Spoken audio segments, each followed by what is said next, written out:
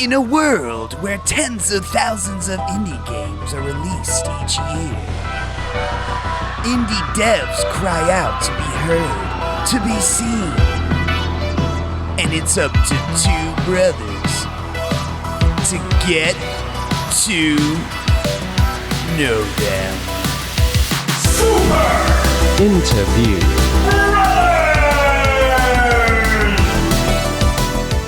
Hello world, my name is Max Stein, and I love indie games. I'm the Megabuck. I really love indie games. And welcome to the Super Interview Brothers, the Game Treasure Podcast side quest where Buck and myself fulfill our dreams of getting to know the people that make the precious video games that we love so much.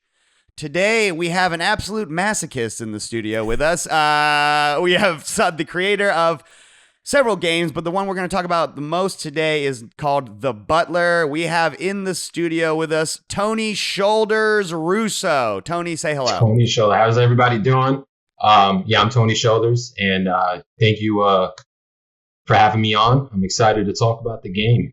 All right. Well, you are going to dig right into getting to know you, Tony, before we talk about The Butler, which is one of the scariest games I've played in a hot second. And I know I can be hyperbolic. People will but this game, anyhow. So, Tony, we have to start the podcast by asking you the most important question that we ask every guest, which is, can you remember how old you were when you played your first video game? And can you remember what video game it was? Oh, man. Dude, I was probably like 3. And I think it was, if I'm not mistaken, it was probably like Duck Hunt. Ooh, yeah, good nice. one. Yeah, I was, okay. I thought it was so cool that, you can actually shoot at the TV and it actually, yeah. Now, So you look kind of young. Well, I appreciate that. Do you have an older brother? Is that how you had Duck Hunt in the house at 3? Yeah. I have an older brother, and my dad wasn't a huge gamer, but he gamed a little bit. Because we had a Super Nintendo, we had a Sega, so yeah, we had all the old school stuff. It was the same for me. By the time I was born, video games were already in my house. Much like you, it's hard for me to pinpoint what the exact first time Buck forced a Nintendo controller into my hand was. But we definitely had the Zapper as well, and Duck Hunt was an early memory for me. Mm-hmm. Next question, Tony. Do you have a favorite video game of all time? Oh man, you know what? I was actually thinking about that because I had a feeling you were going to ask me that question, and it is so funny because I love Zelda. I think the Ocarina of Time would be. Oh man, I love that game. But you're probably gonna laugh at this if you know the game. I come back to Conker's Bad Fur Day. Oh yeah, yeah. I am the great mighty Pooh. We did an episode covering that. It's just such a wild game, man. Like the story to that game is, it's so random. And I remember when I to say played the it. least. Yeah, right, exactly. Right. I remember when I played it. I was young. I wasn't old enough to play that game. And I remember getting to the zombie part, and it terrified me. I was so scared. Yeah, I was young, man. I don't know how old I was. I definitely wasn't old enough to play it though. So, that is definitely one that Dad did not buy. I rented it from Blockbuster. Okay. So, all right. It's got a fuzzy squirrel on it. What could be so bad? I didn't expect that, man. I was like, slowly refining how old Tony is. Okay, he rented Conker's Bad Fur Day. He rented an N64 game from Blockbuster Video. Yes. Okay. Write that down. Narrows it. A bit of a sleuth we are over here. So that has to have a decent amount of nostalgia. I don't mind when people put nostalgia when it comes to. I have nostalgia preference for some of my favorite games as well. But I wanted to ask you a sort of coupling question, which is, do you have a preferred genre of video games on average?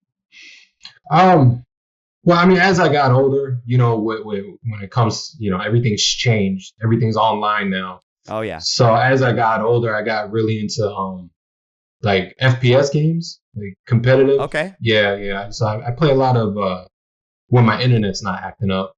Yeah, I play a lot of Battlefield, Call of Duty. I kind of got off of that, but yeah, no, I would say like competitive FPS games. I get into a lot. Interesting. Modern Warfare just came out. The new Modern Warfare, is that right, or did that come out last year?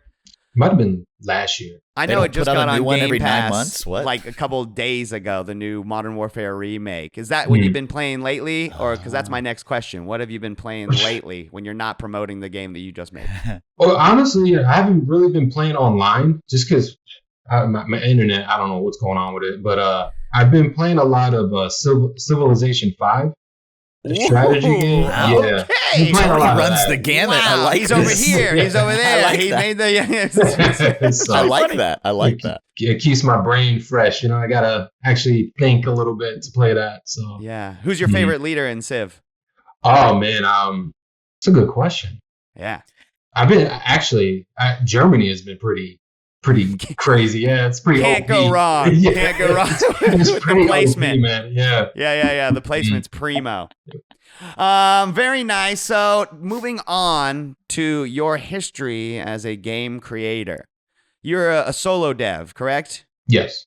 All right. So have you always wanted to be a game designer, or did this come later in your life? Did you go to school to make video games, or did you be one of those guys that taught themselves coding 50 miles in the snow both ways? That's exactly that. I didn't see this coming at all. Like I thought it would always be cool to be a game dev.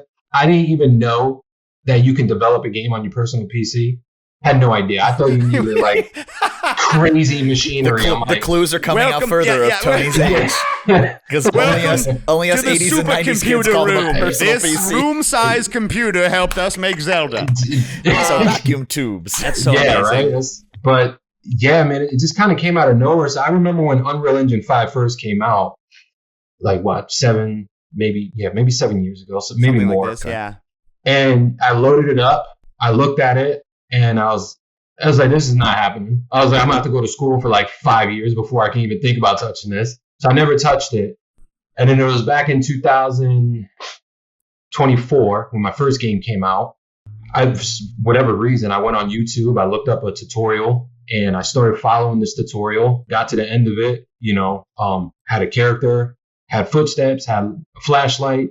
So I was like, maybe maybe I could just look up some help. That's what I did. I just started looking up tutorials, and then I had my first game. I got that done in like 5-6 months, and it just kind of snowballed from there. So yeah, I'm self-taught. Wow. And it just kind of came out the blue because during that time I was actually studying for my real estate exam, and I had just passed my pre-licensing exam. And I was like, you know what? I was studying for like a year, and I was like, I'm going to take a break. I'm done using my brain for a little bit. And I hop on YouTube and I start learning code, and I'm like, what is going on? So, yeah, long story short, I'm done short, using my brain. I'm going to go learn computer language. So dumb. Indie devs are all masochists. Yeah, what's going on? But now I don't regret it. So, long story short, I don't do real estate anymore. So, wow. It is impressive. Whenever story. One of these guys teaches themselves how to walk, basically, it's just like, God dang, where do you find that? It takes something special. Yeah, starting off is the hardest for sure. Because I'm like you, where I look at it, I'm like, no. It's I even went to overwhelming. like a community university class to try to learn it, and I was like, no, I can't. It's overwhelming. When you look at it, you're like, what is this? Like I'm working at NASA. So you said that was in 2000. I'm sorry. When did you start making your first game? 24. Yeah. Wow. So just recently. Mm-hmm. What are your favorite aspects of the game designing process? The storytelling, for sure. Developing the story. Yeah. And then you have to actually go in and do all the math you and gotta bullshit bring with it the to thing. life, God damn it. Yeah. That's the second favorite part is actually, bringing it to life, seeing it actually come together. Because what's cool about game development is like you get the image in your head and you can actually take that image and bring it to life. Like there's no barriers. As long as you know what you're doing, there's no barriers. You can literally take what's in your head and bring it to life in a simulation, essentially. Yeah. It's interesting because a lot of the game devs that we talked to, at least so far, have been ex-movie people. They either wanted to be film people or they went to film school because of that kind of that same thought, the idea of like, I want to like tell a story, like, and they thought film was the way, and then they sort of like were like, well, I kind of went into video games because I played them anyhow. But it's interesting that you skipped the medium of film and went right into like, no, I can just do video games because I can, like you said, I can make them on my computer and I don't have to do shit besides like just sit here and fuck with it for as long as I want to, frankly. Exactly, yeah. That's so dope. So your company is TSGAMES LLC, yes? Right. Mm-hmm. Which I presume stands for Tony Shoulders. You'd be correct. Okay, what is that? What is Tony Shoulders? How did you get this nickname? So I used to stream back in the day, and I just used to wear like tank tops. It was hot as hell in my room. Okay. And that's just how the chat just started calling me Tony Shoulders. I was like, I kind of like that name. So very simple he's got story. shoulder boulders. Right, yeah. Exactly. That's so I very just good. kind of stuck with it, yeah. All right. Well, dang, short story. I like it. Yeah. You're not allowed to make your own nickname, though, so that's how it works. Yeah. That's true. Yeah, you got to be. I want to be T-Bone. Episode. On account of getting so many car accidents. He's like Coco. You're like the monkey. You have made a game. It seems every year since 2024. Is that pace extremely difficult for you? Okay? Like how? Yeah, exactly. Like how are you? How do you stay in Tony Shoulders if you have to spend so much time making video games? Well, the easiest way to do it is because I have 3 kids, and so I just wake up before everybody does. All right, good strategy. And I just start coding, and that's the easiest way to do it. But it's something that excites me. That's what it is. It's just exciting to do. Just being able to do what I'm doing, tell a story, and have people respond to it positively. It's just an exciting feeling. If you like what you're doing, right? Yeah, exactly. Yeah. Now, question: Are you a horror fan? Horror movies, etc. Okay, interesting. Not at all. So yeah, because that was gonna be my next sort of the way you were describing the way you were learning is you were like you want to keep it simple. And horror games can be incredibly simple. You don't have to have crazy mechanics. Your game is just pretty much walking around solving Myst-like puzzles where you're like, find this. What could help you with this? Do you remember seeing anything that could help you with this board that whatever? Right. Because I was gonna say, do you have a favorite? I mean, you like it or not, you have a bunch of fans that like horror games and they like the games that you've made because you made very scary games. Do you have a favorite horror movie at all? No, like I don't really watch horror movies. That's fucking rocks, dude. I don't watch horror movies. I barely play horror games. I don't watch horror, but I know how to scare the crap out of you. For real. That's so interesting. What's the scariest game you've played, would you say?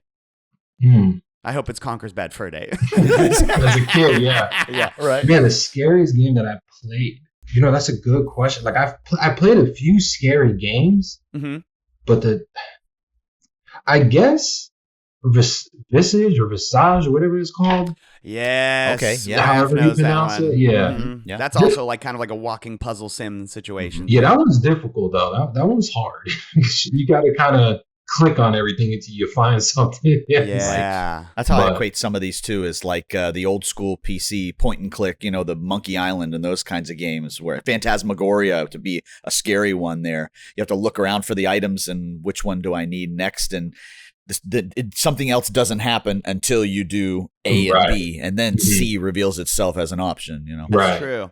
That's actually a perfect segue. Let's just get right into The Butler, your newest game that came out just this month as of this recording. For those of you who do not know, those of you listening and watching, The Butler is a first-person, story-driven exploration puzzle, but puzzle in the way that Buck just described. It's almost like an adventure game, but you don't go on an adventure per se. You're just kind of getting absolutely tormented. We're talking about The Butler now? Here, wait, no, I can't talk. Okay, now I can talk about The Butler. I'm going to go hide under the covers. It's a game where you play as a man who has a troubling backstory. Yeah.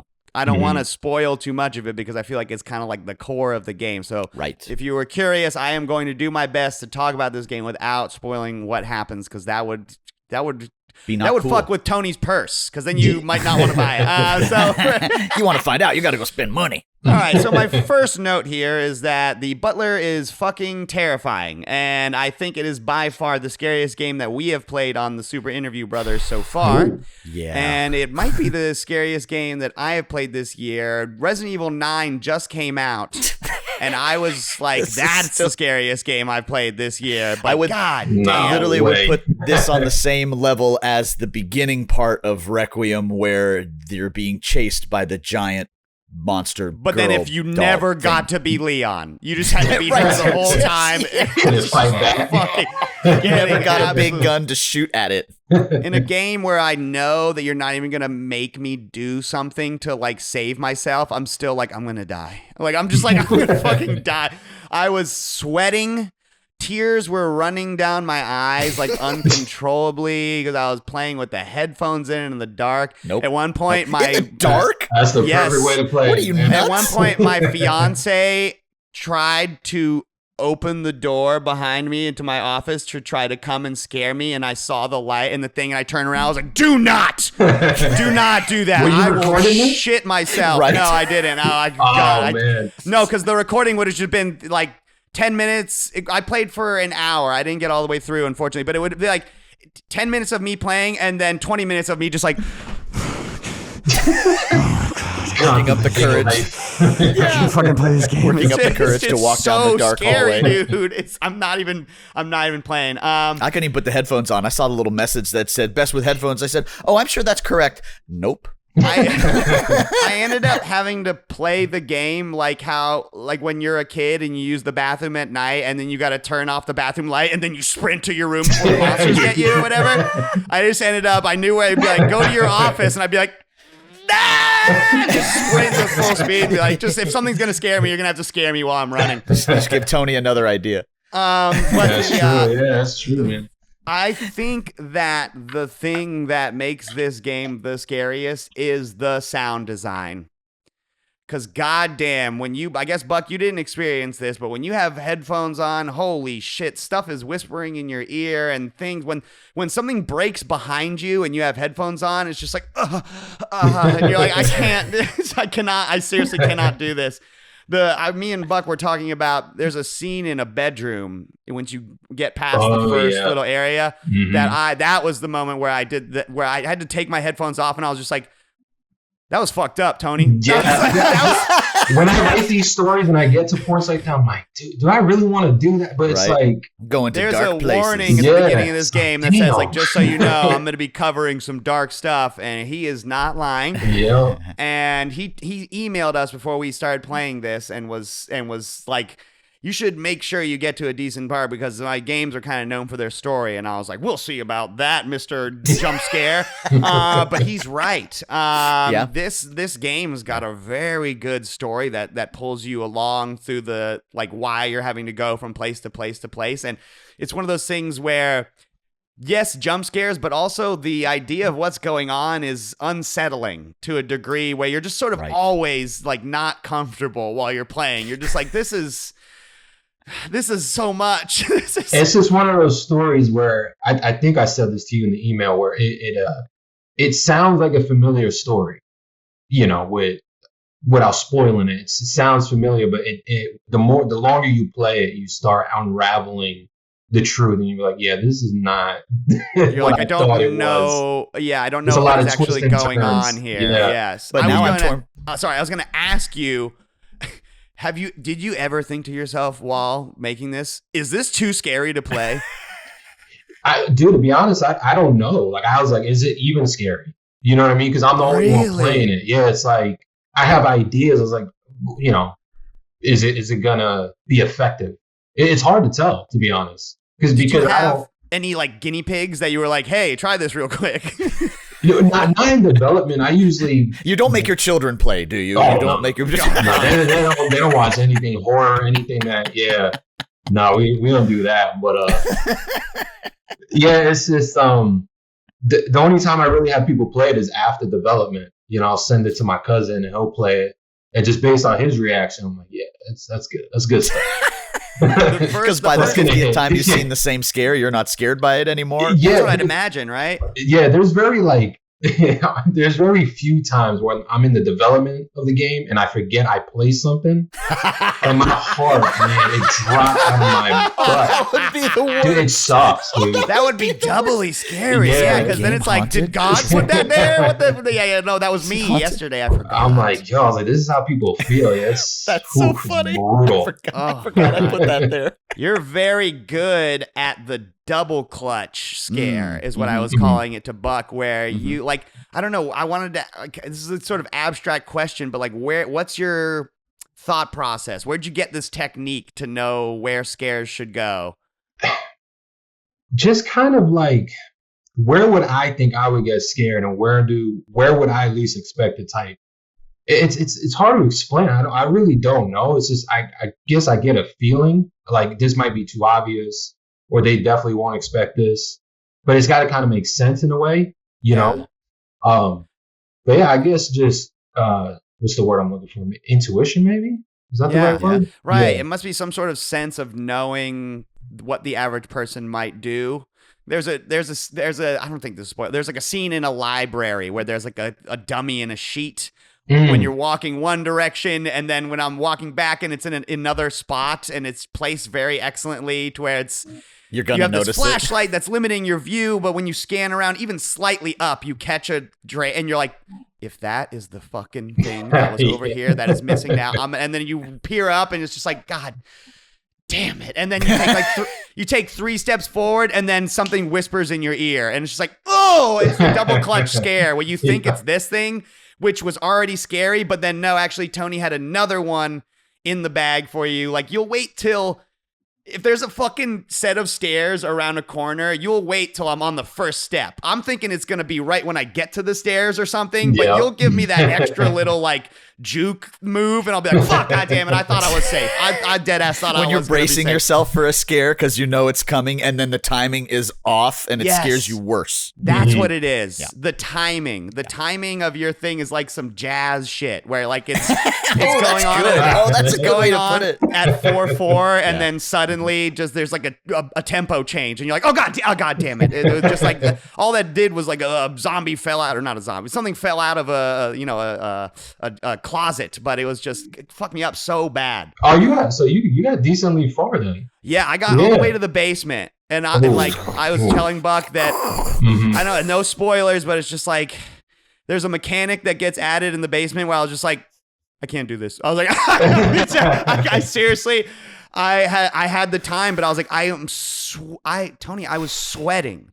I was literally sweating, and I was like, when there's this thing where like, there's this, have you ever seen the movie Paranormal Activity? Yeah. People poo-poo on that movie because they're just like, whatever. But I'm just like, if you think that movie is not scary, you're bugging, because there is just something about when you have to get so fixated when you're doing something like scanning a room, looking for something, for example.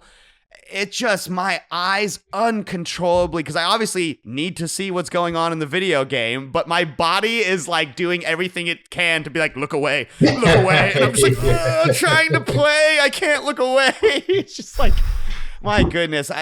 What's your inspiration for that story that you've written that's very dark?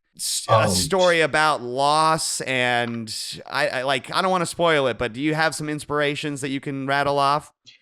Well, so because it's a spinoff to my second game, so it's kind of easy. That's Claire, right? Correct. Yeah.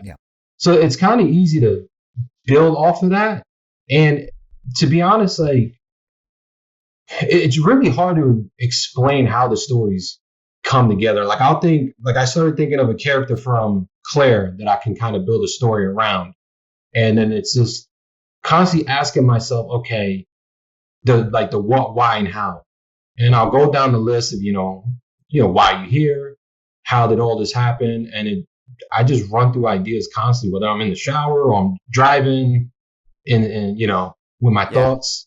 It's kind of hard to describe how the process goes. The story constantly changes. Like I'll start the game off one way, and as I'm developing, it'll change 10 different times before it gets done. You ever want to be a writer? I don't know, like not necessarily a writer because I don't really like write anything down. I'll think of it, develop it, and then it's weird. I don't know. It's the way my brain works is weird. I was gonna ask, since like you said, it's linked to Claire. I didn't get to play Claire. It does say at the beginning of this game, just so you know, you might want to go play Claire just because they're tangentially related. You find some of Claire's objects in the antique shop in the beginning, and I was like, oh shit, I wonder if this has any relevance to what's going on. Is there anything that you can spoiler free tell us about the story of Claire, just to get people sort of onboarded as to what's going on in these games? Yeah. So in Claire, you do find like subtle hints of somebody that was in her house, which is the maintenance man. And then obviously in the Butler, you're playing as that maintenance man's son. So that's why it's a spin-off, because it's his story. It's the maintenance man's son's story. I get it now. But it ties into like Claire's family legacy. And you kind of you start learning a little bit more of things that you were reading about in Claire. Yeah.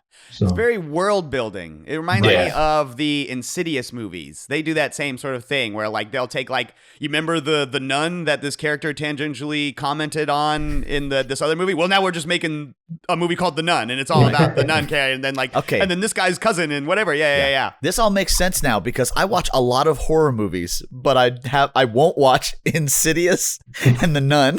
And like this is the only movies. Oh, they're too scary. Yeah, it looks scary. That movie looks scary, man. I can't do horror movies, dude. That's so funny. It's so funny. I just don't even understand how you must, because I'm like, this guy must be I was expecting you to be the Crow when you jumped on. I was like, this guy's gonna be the most horrifying person you'll ever meet. Hello, I'm Tony Shoulders. I make horror video games. I sound like Professor Snape. That's what I was expecting.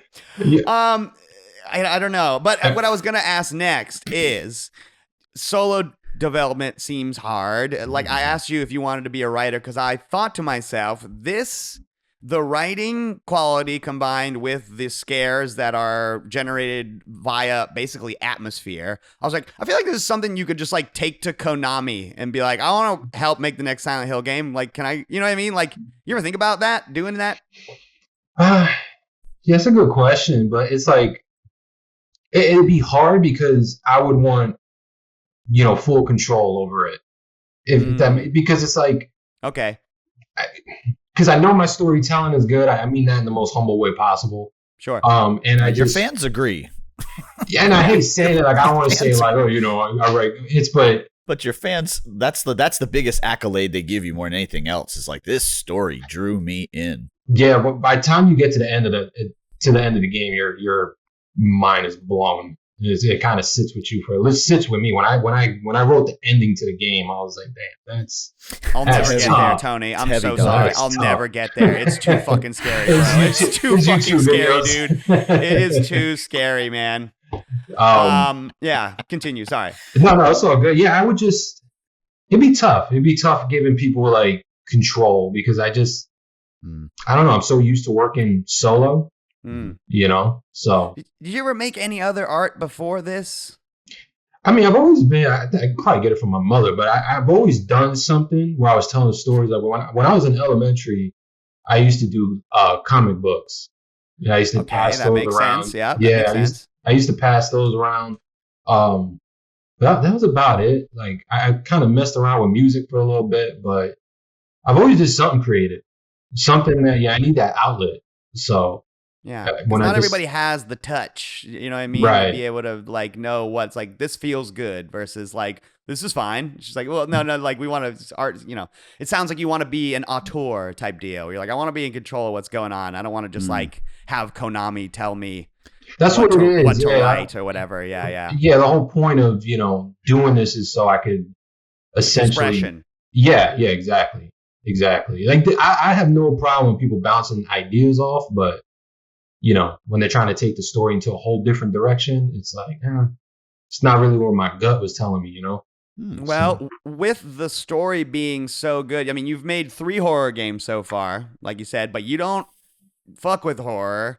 You're a good storyteller. Yeah. Have you ever thought about branching into other genres like RPG, for example?